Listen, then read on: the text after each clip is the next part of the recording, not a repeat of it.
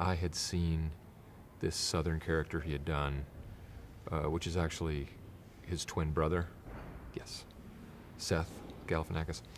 And I thought it was so funny, and I just selfishly said, I want to do something and piggyback onto your guy. And I don't know what the movie is, I don't know what but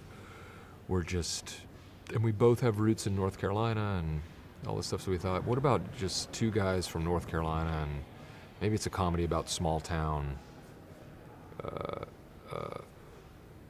two small town friends, or we didn't quite know.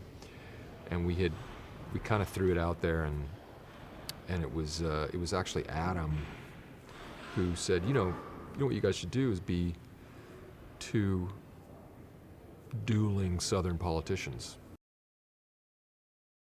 He's got the great hair, he's got the idyllic looking family, at least on the outside, and he has been touted as possibly a VP candidate, which is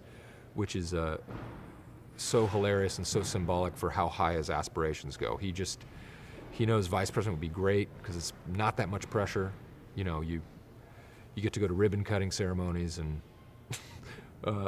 and big fancy balls, but for the most part, you just kick back, and that's the height of his political goals.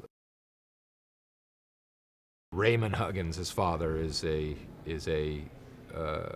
notorious kind of backroom political operative and has worked in the state for years, and so he's got the name, but he is the black sheep of that family, and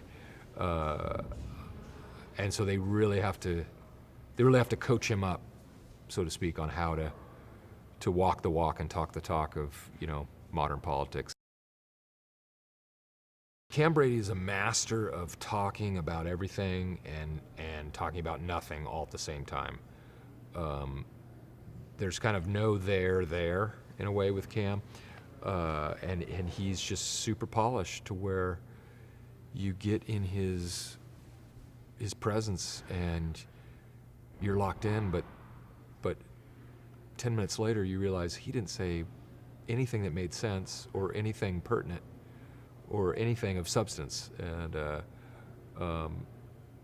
and his big slogan, which it's not a slogan, it's just America, Jesus, and freedom, and that's all you got to worry about. It's kind of the best environment in terms of just obviously trying to make each other laugh is because there truly is. It's a very funny cast, so if you can do that, that's almost, regardless of whether it's going to make it in the movie or not, that's almost the game, more so than delivering the written lines. But yeah, I mean, I've kind of,